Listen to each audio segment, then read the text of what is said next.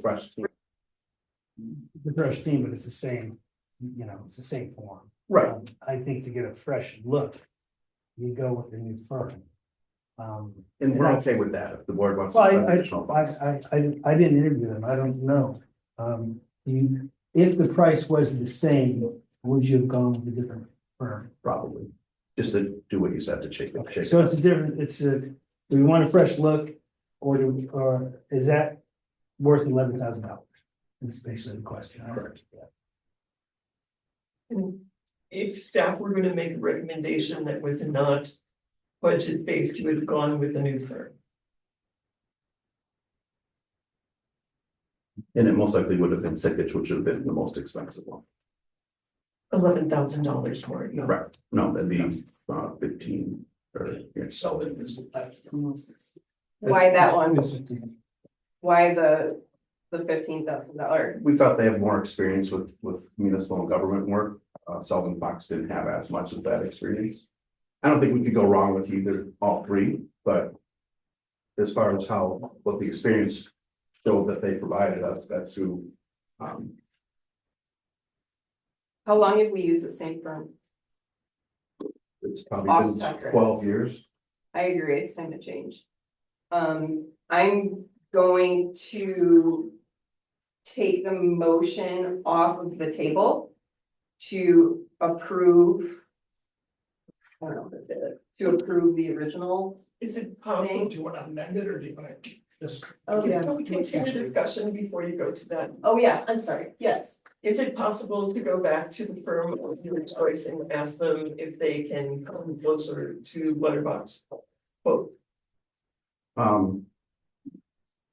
We can always ask. I mean, it never hurts to ask, but we also need to get started in the process. Can so we could make a motion to approve it with the condition that you're going to ask for A rebid. better price. Sure. Okay, so I'm going to amend my motion to approve the auditor's services with, what's the name of them? Well, do you want, we can go with the lowest No. proposal, which is, No. so, No. okay. So the Sickich one would that be you the- thought you wanted to recommend, if Sickich would barring be, no cost. Sickich would have been our second choice. How do you say it? Sickich. Okay. Auditor services with Sickich with the understanding that you're going to try to get them to price match. Basically, See if we And can- if- yeah, a competitive price, if that is not going to happen, Go forward. you're still able to move forward. Do I have a second for that really long amended motion? I would second that. Okay, all in favor? Any opposed? Okay,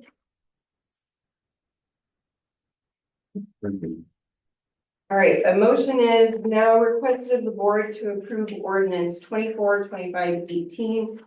Revised 5.03 safety incentive as presented. Do I have a motion for that?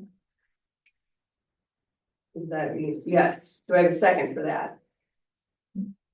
Second. Discussion? Can you explain what happened? Sure. So the previous policy, the incentive was done through, if we had no reported incidents or accidents, that staff would receive a safety day, which would be a day off of work. And OSHA frowns upon that because it lends itself to not reporting accidents. Yeah. And then, all of a sudden there's a ding in a truck and no one knows what happened. So the purpose of this is to still encourage safety with the staff. And we're doing it through modeling of attending online trainings, in-person trainings and things like that. And if they achieve a certain amount of trainings, then they would receive that safety day. So it's more of an incentive to encourage them to do more training as opposed to an incentive to keeping their mouth shut when something goes wrong. Thank you. Okay, all in favor? Aye. Aye, any opposed? Okay. Down to a motion is requested of the board to approve the purchase of the Canterbury Park Playground project through Sourcewell by Clay, Illinois, in the amount not to exceed $600,000. Do I have a second for that? I will make a second. Discussion? Roll call, please. Or is it an all? Roll call. Roll call? Commissioner. Commissioner Anderson? Yes. Commissioner Cagle? Yes. Commissioner Heisler? Yes. Commissioner Jacobson? Yes. Commissioner Johnson? Yes. Commissioner Gale? Yes. All right. Do you have any discussion items? No? Reports to the board. Anything? Few quick things from me.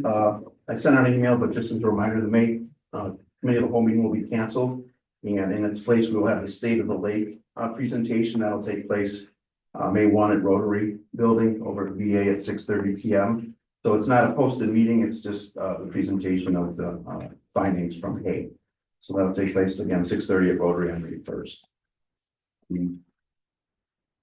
The May board meeting will close out the current fiscal year with the current board if you're able to attend. If not, it shouldn't be a problem because we should still have a quorum of the current board to finish out that year, and then the new board will be seated to complete the meeting and open the new fiscal year. Wanted to give an update on health insurance renewal. We had our first meeting with our insurance broker today, and somewhat disturbing news. Our current vendor is right now looking at a 32% increase, and Blue Cross Blue Shield is proposing a 22% increase. They have not finished negotiations with the insurance companies yet, so these numbers are likely to come down, but we're not sure how much. So there may be, well, the appropriation should cover any overage, most likely, but as we learn more, we'll keep the board informed as to what's going on. But the information they provided today was that we were at 122% of, drawing a blank on the name, but basically for every dollar they were paying out $1.22. So we used our insurance well this year apparently. So that's part of the cause of the increase. So I just wanted to make the board aware of those preliminary discussions, and we anticipate them getting better, but by how much we're not sure. So there's also a new type of insurance they're rolling out. I won't get into those details, but it could be something that we can offer and save some money as well, possibly. So just a reminder, statement of economic interest, if you haven't filed, it needs to be done by May 1st to avoid any fines. And I'll be out of town at my son's wedding, April 23rd to the 28th. Kurt will be in charge. And the last thing, Eric, I was going to bring up the peer runs. I don't know if you wanted to talk about that now or do it other matters in the board. Yeah, I'll cover it when matters. Okay. Kurt, anything? It's going to be a busy next couple of weeks with some programs that we've got going on, but one update on a group that came to talk to us. We are offering our first class with the flight instructor group. So we've got one that we kind of said, hey, we're going to do a social media push for. Wasn't able to get into the brochure. That one's supposed to take place in May. We don't have any takers yet, but it's out there. And then they've got another program that's going to be part of the summer brochure. So the first one, we're like, let's give it a try. And the second one's actually in the brochure. So we'll see. They're very excited and hopeful that they'll get some kids interested in it. And so are we. So as we have some success with that, I'll let you know. We reach out to any Girl Scout and Boy Scout and other, organizations like that. And just let them know that it's going on.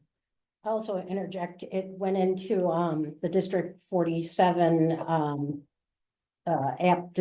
flyer disbursement program on the 15th. So typically that sits for a couple days, and we typically do see a bump in registration with that. And then we've shared it to a few Facebook parent groups and things like that. We'll get some interest. Is it gonna be at, what park is it at? So their first one that they're doing is kind of a make and take glider type class that's going to be Woods Creek, where some of it's instructional inside and then they fly it outside. That's the one in May. The one in June, it's a two-part where it's mostly instruction at Woods Creek, but instead of it being an actual glider, it is a remote control plane. And then participants can set up a secondary meeting at their actual airfield so that they can get the full experience. So it's part education, part application. And what is it called if somebody was looking for it? Introduction to RC airplanes is the one in May. The one in June has RC airplanes in it, but I don't remember the title off the top of my head. Thank you. It's also on the header of our website in the slide presentation with the link, so. Okay, just real quick, the print version of the summer guide went off to the printer, after rounds and rounds of proofing. And in addition, the digital, the preparation for the digital guide went out, as well, so we will be on schedule for May 6th delivery to the post office, and May 6th registration opens online. We ended up with a total of 32 applications for the marketing internship position that we are looking to kick off mid-May and run through the end of August, tentatively based on the candidate we do hire. Started off with our first interview today, and we'll continue through Tuesday and hope to have a decision by the end of next week. So we're very excited about that. Jackie and I had a wonderful meeting with the McHenry County Visitors Bureau that actually had that at Colonel Palmer House last week. They had never been there. They were actually very thrilled. Sarah Taylor, the Colonel Palmer House facility manager, she had tea set up for us. So great, information sharing back and forth. They even actually extended an invitation to our marketing intern to come spend part of a day with their marketing department. So it was a nice addition for us. So.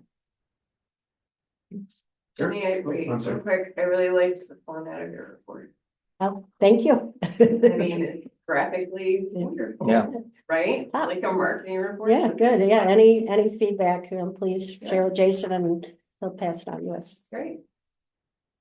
There. All right, I have two things tonight. Number one, wanted to let you know, I've been reaching out, trying to get quotes for the barn as far as the roof goes and lean-to buildings and things like that. Reached out to probably like 10 to 12 contractors, so as we get more information from them and quotes, I'll share with everybody as we get them. Haven't got any yet, but I have found this though, that there's some that are we're running into a situation where some are like, hey, we can do the roof for sure. Others are like, but we can't do the lean-tos, so it's gonna be maybe kind of a hybrid type thing, quote wise and stuff like that, but I'll keep everybody posted. Sure. So I know Jim Heisler had talked about a special relationship with a local roofer who was willing to donate materials and perhaps labor for the roof. Can we please touch base with him? Yeah, that was the ABC, Yeah. wasn't it? Absolutely. Let me get all these quotes together, then I think that would be a good opportunity to kind of see where, how we're going to go with that. That'd be great. Thank you. The other thing too is, so tonight, you guys have a map there of Wingate running up. I just wanted to point out that this is gonna be a rather large tree removal, of a situation. We're gonna be removing between 90 and 100 trees. Dead trees. They're all dead. Yes, that's, I'll be clear on that. They're all red pines and they're all dead. Safe to say that none of them, all the trees that are coming out, they're not even in fair condition. Those are staying. The ones that are dead are the ones that are gonna be removed. If you look at that map, you'll see that, the area is highlighted in yellow. You can actually see on the overview where they are dead. There's also other areas too, but we're taking this one small piece at a time, if you will. And if you actually look at the size of the red pines and the other further pictures, they're not ginormous. So it's gonna, benefit would be, keep them off the trails. We won't have any burn issues as far as debris laying on the ground. Someone throws out a cigarette butt, you could create things like that. So this has been a long time coming, but I wanted to make everybody aware because we could definitely, create some residents, questions, concerns, and things like that. Are we gonna do some like social media alerts kind of thing? Yeah, so Being like, these are dead trees. Yeah. when Eric brought this to me, I said, this is something we need to inform the board of. When we did the first round of restoration on Stearns Woods and in the prairie, the plan was to remove all these trees. Right. And I said, absolutely not. This is the one area, everyone loves the pines out there. I said, as they die, we'll take them down, and we're getting to that point where some of them are becoming safety issues. They're already falling down on trails, so we need to get in there and clear out the dead stuff, but we're not gonna touch any of the living stuff like Eric said. But I wanted to bring it to the board because it's likely we're gonna hear about it. And how about reforestation? Well, so that's interesting, because if you look at the red pines, they shouldn't be there. No. Right, you know, and this is one of the things where I think we can slowly kind of chip away at it, and then everything will kind of, you know, like, actually, if you take some of these areas, you remove these pines, you're gonna actually get some more of the native species. It could be a prairie. Yeah. Yeah. Right. So, it's interesting, and that's the part that Yeah, oh yeah, they're in rows. Yeah, they're perfect. yeah. That's why everyone loves it. That's the part why we need to communicate that. to them, Yes. Because they don't understand necessarily what's Right. going on, and, you know. And as I say to people when we get those phone calls, we're the park district, the last thing we wanna do is cut down trees. I mean, that's what we do. So this is a very difficult thing for us to do, but it's the right thing to do because it involves safety and. Yeah. Well, and like I said, I'll say it one more time, none of the good or fair trees are coming down, we're only Right. taking out that stuff, Right. so. What's the timeline on it? We're hoping sooner than later, like 2 weeks, I think we probably start mobilizing. Cool. Yeah, we're out getting quotes, we already have a couple, we'll see where it goes, but. Yeah, so the hope is to maybe before May 1st, because as you know, when they get in there, it won't take them long to take those down and run them right through the chipper. So it'll go pretty quick. Cool. Thank you for that, that's all I have today. Amy? My board, my memo is as presented. A lot of work has happened since last week, so we're seeing lots of progress out of local Vicky Sun and also on Halligan's. And we are also moving forward with stuff at Woodland Estates. And I will pull the trigger on Bella tomorrow, so thank you very much on that, and also Canterbury. So, thank you. So Mickey Sun is gonna be done by the middle of May, we think, for usable. We're hoping for no rain. Right now, we're being challenged with the water table being a little on the high side, so they're trying to install the footings for the tall net posts. The net posts go down 10 feet into the ground and they're finding water. Yeah, so we're working on a system on how to deal with that right now. Okay, we're gonna pour today and tomorrow, but it's with the rain expected, they're holding off on that. But they are moving pretty quickly, they are aggressive, they are excited, they're having, they're very positive out there. Every day I go out there, the team working on the field, very pleased with all the work they're doing themselves. You know, they're really taking pride in their work, so I'm very pleased working with them. Good. Thank you. Okay. All right, matters from the board. Anybody got anything? I do. I went to the city council, into the village of Lakewood, and asked them if they would adopt and or enforce a peer ordinance, anti-funneling ordinance. The idea being that as a park district, we don't have perfect jurisdiction, but the city and the village do. So it's a good idea to have these things, I think, and that's probably why the park district enacted it, right? Because it should be done. It's a safety thing. For example, if a developer wanted to develop a North Shore and they wanted to have a kind of a marina, they could buy my house and have a marina there, right? So that wouldn't be a good idea because the lake is so crowded. So the city, I'd say, continues with this dysfunction, I think, of not wanting to step on the park district toes, and that goes back a long way, even though now we're asking them to get involved, right? And so my understanding, I didn't call, maybe they called Jason and said, we're not interested in doing it, right? But I think we continue to work, I hope we continue to work on that. The village said, yes, it makes sense, we understand the jurisdiction issue. And we'll have an ordinance and we're gonna enforce it, so we're halfway there. I like with the kayak storage, it's a safety issue, and again, the park district does not have perfect jurisdiction, whereas the city and the village have police powers. And they have zoning powers, right? Building codes, and so they can handle that much better than we can. So I'm not gonna be around, Jason, if you'll agree with me, I think it'd be great to have the anti-funneling of the Lake Pier ordinance, the park districts on the next agenda, as well as the kayak storage on the next agenda. Yeah. Okay, so let's have that on the next agenda and hopefully you can carry the torch on that stuff. That's all I have. All right, well, thank you for attending those meetings, Eric, Jason, too. Jason, was there anything you wanted to add? I know No, you were they summed it at. up well, and Lakewood was very open to it. They sat there and shook their heads in agreement, and the next day I inquired, thanked them for hearing Eric out, and the response was, we will enforce our ordinance that's already on the books, so. I think it's still hopeful with the city too, because it is the right thing. Anybody else? Got anything? All right, all right, well, one real quick thing, I met with a high school student today who, for like, for her mini internship, and she was Chris Lakesell, she's going in the environmental sciences field at U of I. And anyway, she wanted me at VA, that's convenient for her and her schedule and everything, and she loves VA, and Wingate, and is very inspired by her time spending nature out there. And is part of the reason why she's going into the environmental services field. So I feel like the last few meetings I've come to you guys with these like stories, this kind of dropped in my lap, but like the work you guys are doing, it makes an impact on like all these different ages, and it's really cool to see. So keep up the good work. Oh, I did want to say one thing, if you wouldn't mind. This is the last full board meeting that we all have together, and I just wanted to thank the people who are not going to continue for your service, and I wish you the best, and thank you. Thank you, Kathy. You're welcome. Thanks, guys. Yeah, it's been a good learning experience, I can tell you that. And I've enjoyed working with all of you and learning from all of you. So, thank you for that.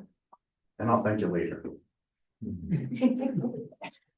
Oh, we got some guests coming. Okay. All right, yeah, we got a few things left. All right, anything else? That, all right, I move to adjourn the meeting. Do we have a second? All in favor? Aye. Aye, any opposed? Great, meeting adjourned. Everybody. Thank you.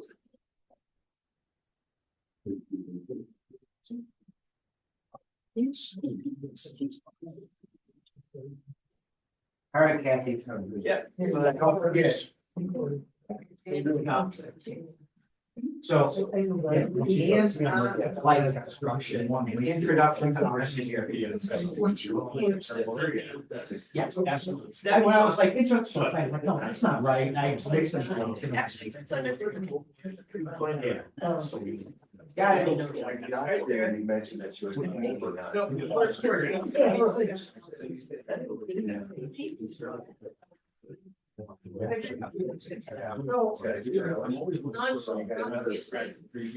It's not just. It's not plant-based? Okay, so I mean, it could be like idea, like you're like background, it's like idea. It could be that. It's got a slight, Pentecostal funky, it's bigger. Yeah, look at that. Well, I gotta send an email here. I'm gonna send this right now, otherwise I'll forget. Kathy, if I can send a link to the things. Whatever you gotta watch.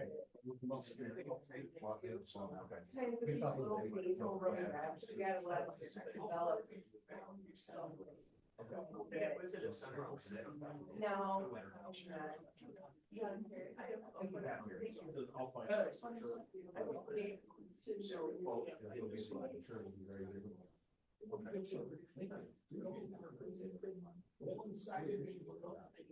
Once you have some. When I read survey through it, I said, yeah, he's gonna like this one.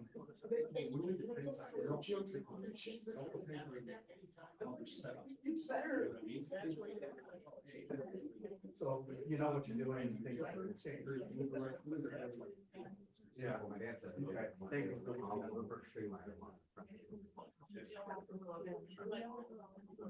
I did. Okay, that sounds good. I'll talk to you. I will.